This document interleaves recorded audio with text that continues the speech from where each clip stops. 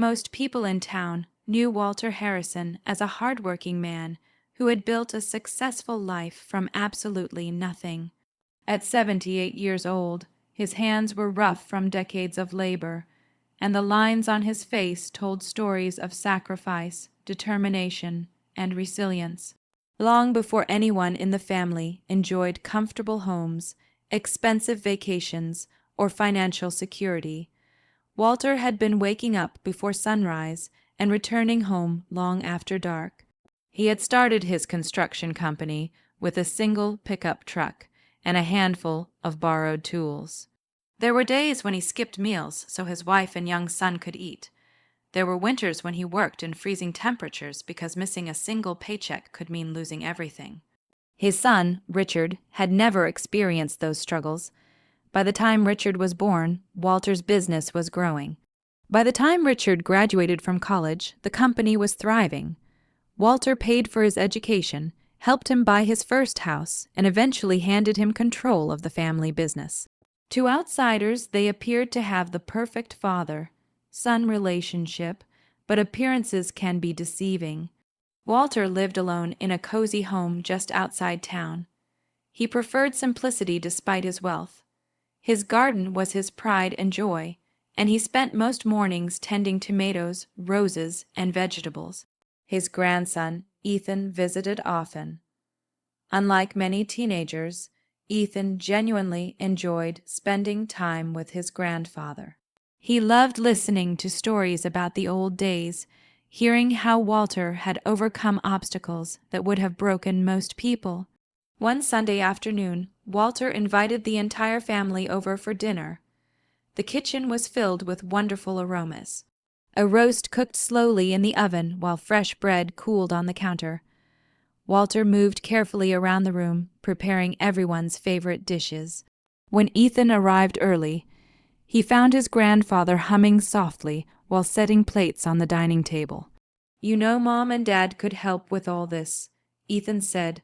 Walter smiled. "They work hard. Besides, I enjoy cooking."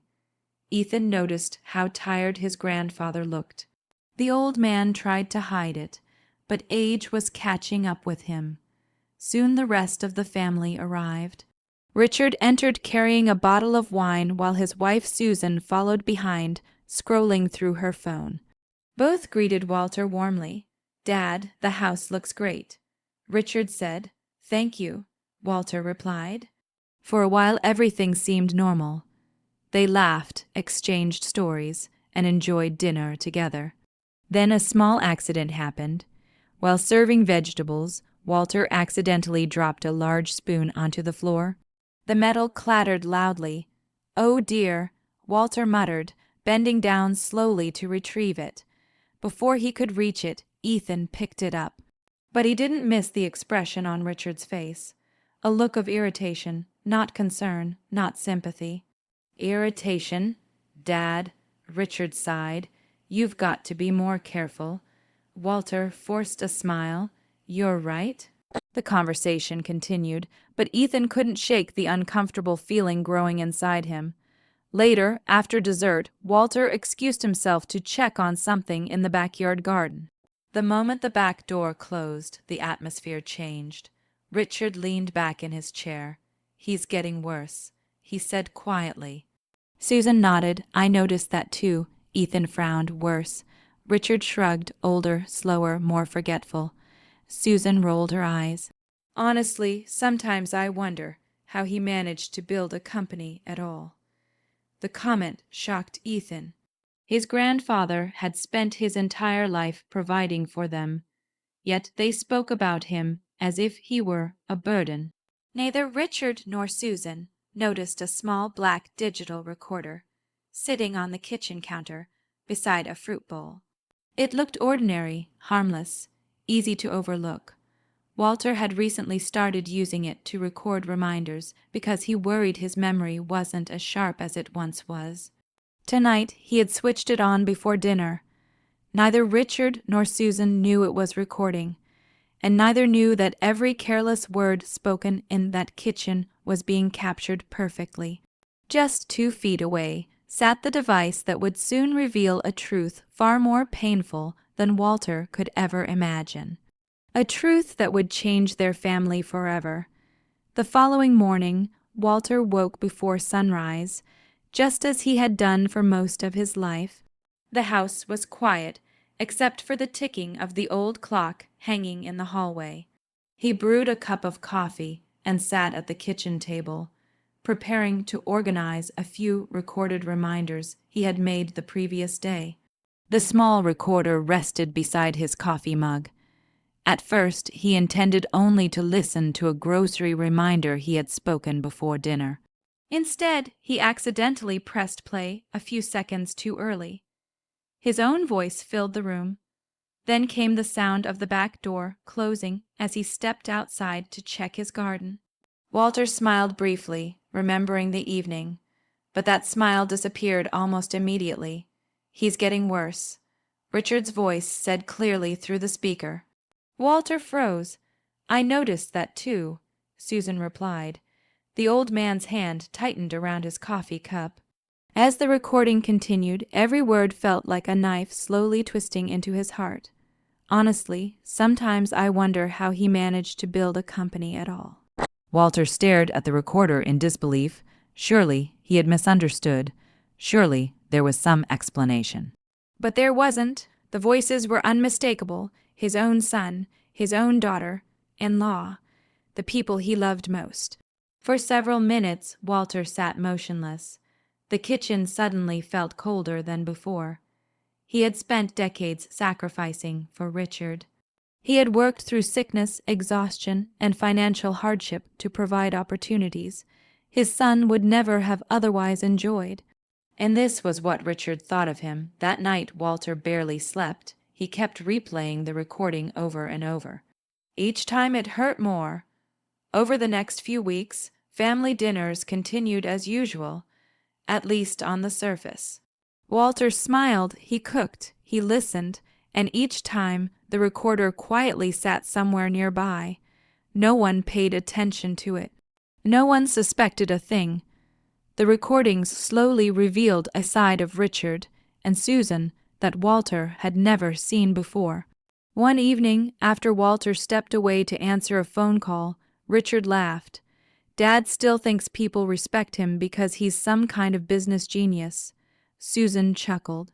"He got lucky with timing, that's all." Another recording captured a different conversation.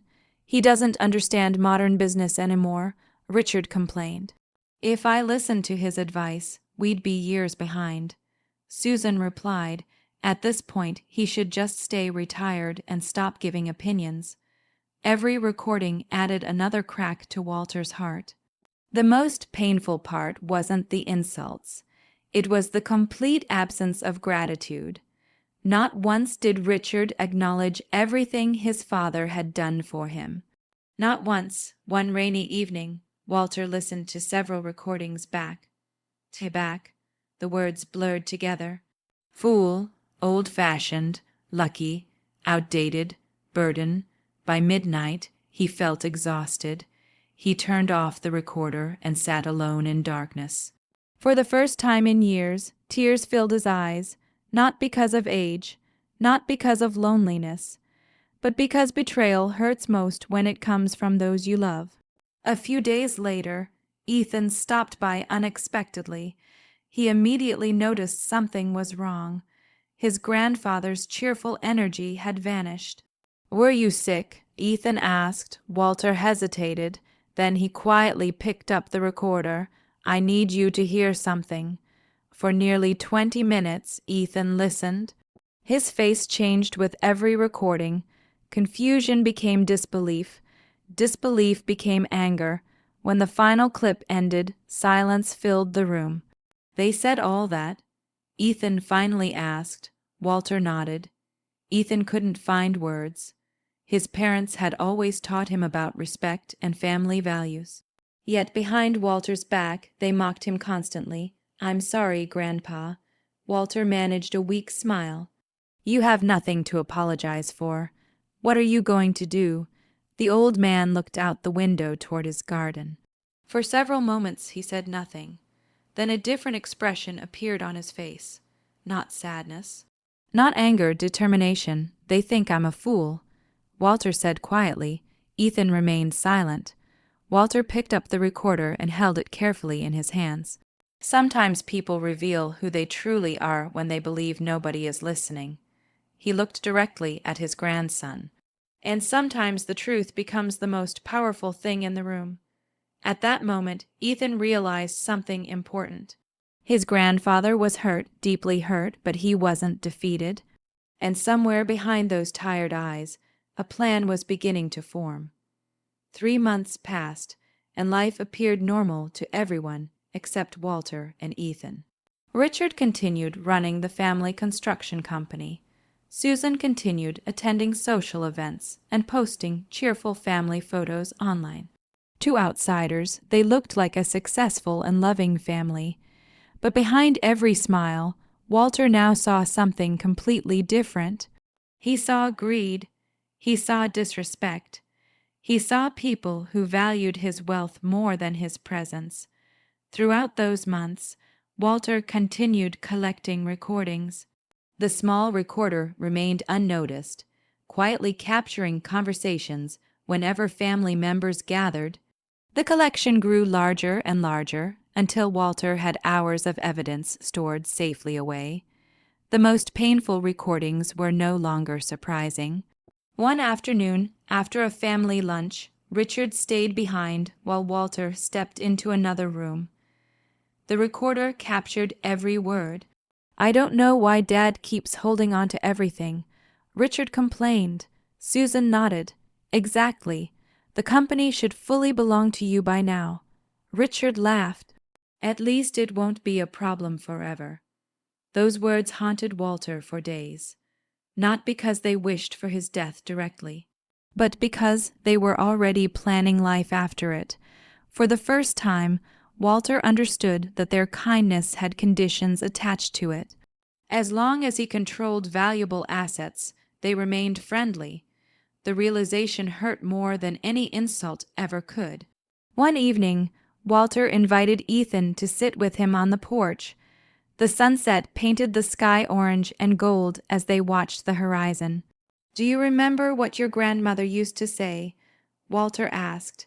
Ethan smiled, which saying, Walter looked toward the fading sunlight. "Character is what people do when nobody is watching." Ethan nodded quietly. They both knew exactly why he was bringing it up. Walter took a deep breath. "I think it's time." Ethan turned toward him. "Time for what?" The old man smiled softly. "Time for the truth." Over the next several weeks, Walter carefully organized a special family event. He told relatives that he wanted to celebrate his 79th birthday early and gather everyone together. The invitation excited the entire family, especially Richard and Susan. They assumed the celebration would include discussions about inheritance and future business ownership. Richard even joked to Susan during one recorded conversation, "Maybe Dad's finally ready to make things official." Susan grinned. About time. Neither realized those words would soon become part of Walter's presentation. The day of the celebration finally arrived. A large banquet hall was decorated with photographs from Walter's life. Pictures showed him as a young man working construction sites, holding baby Richard in his arms, standing proudly beside completed buildings, and smiling with family members through the decades. More than 50 relatives attended. The room buzzed with conversation and laughter. Richard moved confidently among guests, acting like the devoted son everyone believed him to be. Susan wore a bright smile and accepted compliments about the wonderful family they appeared to have. Walter greeted everyone warmly.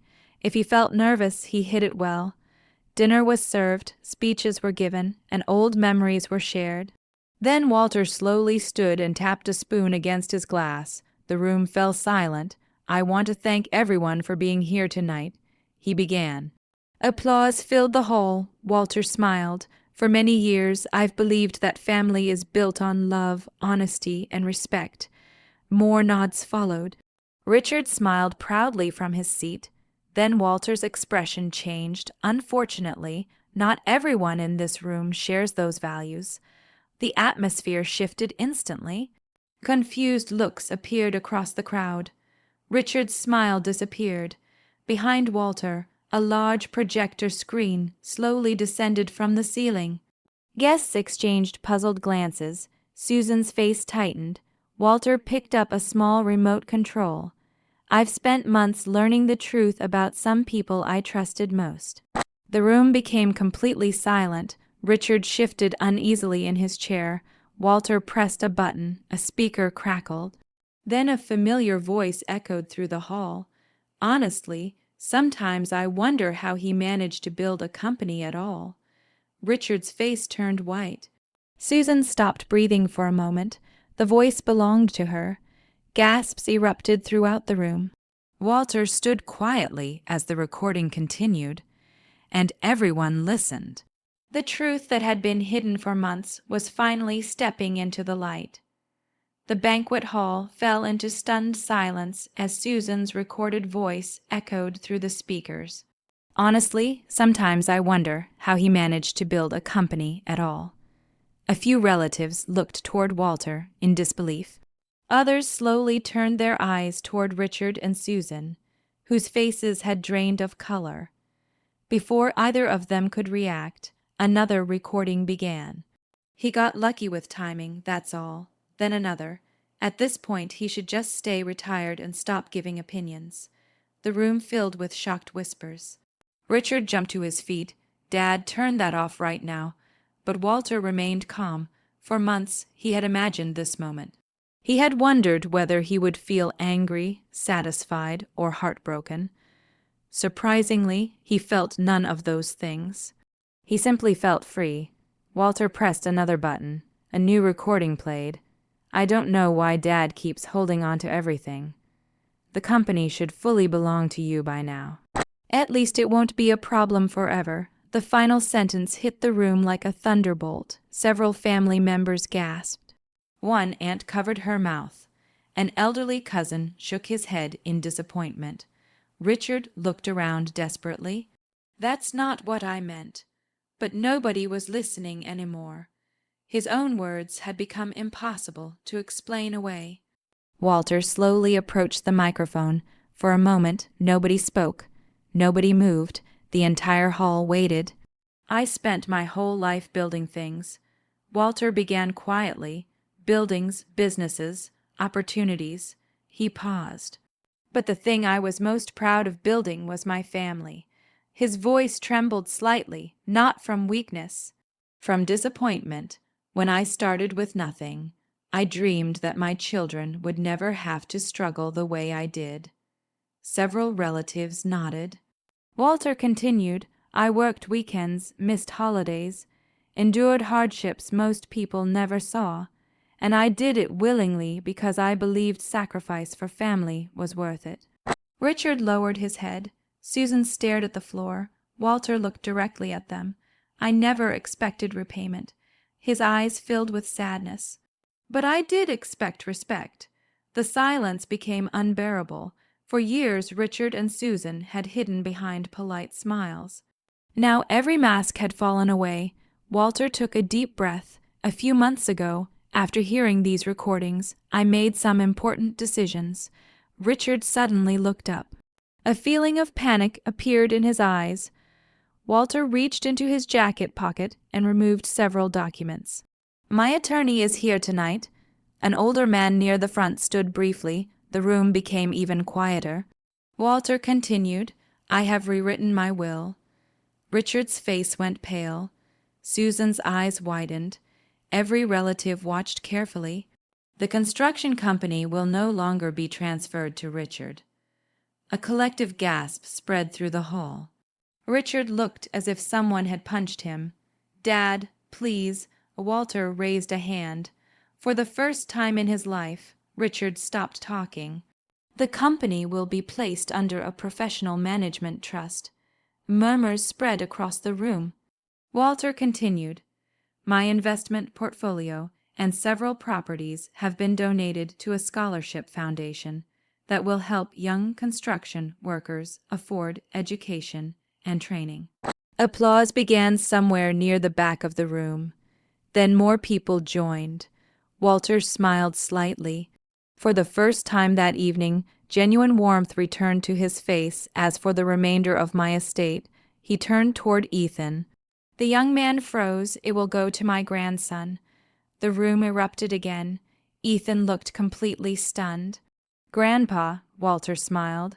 This isn't because you're family. Tears filled Ethan's eyes. It's because you showed kindness when nobody was watching.